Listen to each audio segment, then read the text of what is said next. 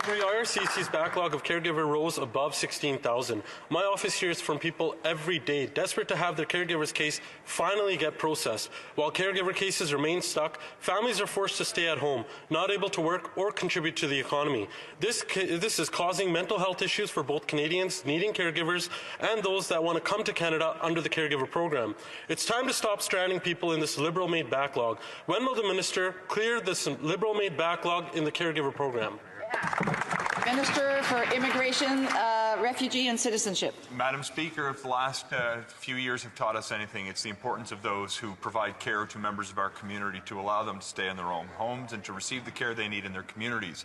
Last year, we've made final decisions on approximately 6,000 cases with nearly 2,800 caregivers who've arrived, more than 4,000 if you include their families. Across 6 programs, we expect to see another 6,000 or so landed in Canada this year. We'll continue to work to bring caregivers to Canada to make sure they can provide support to families that live in our communities.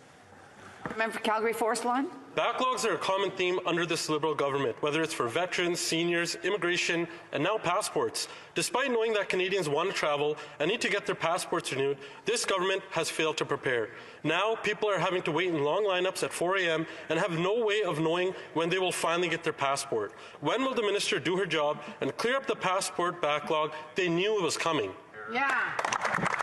The Honourable Parliamentary Secretary. Thank you, Madam Speaker. It seems that I'm answering a lot of questions today. Just to answer my colleague on his questions,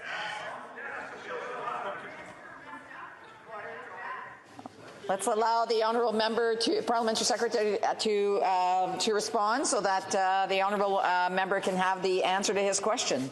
Thank you, Madam Speaker. As I mentioned earlier, there's an overwhelming increase in demand for passport services at this time, nearly 40%. And the Minister has been working with officials. As I mentioned before, we've already hired, as of December, 500 new passport employees, but we've done more than that, Madam Speaker. We created 3 additional passport application processing centres. We've extended service into weekends and overtime.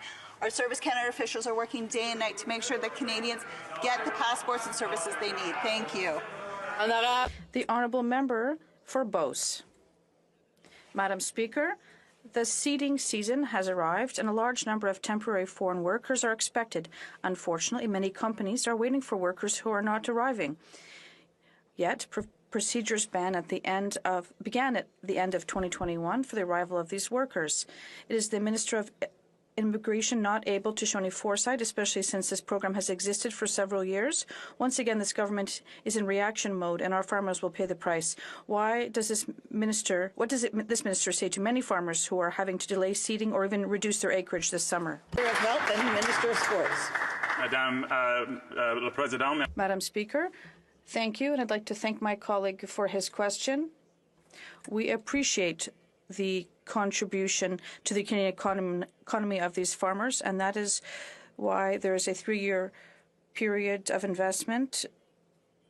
$29.3 million will be introduced in investment. $64.6 million will be put towards employer inspections so that there is decent and fair treatment. We will always be there for employers.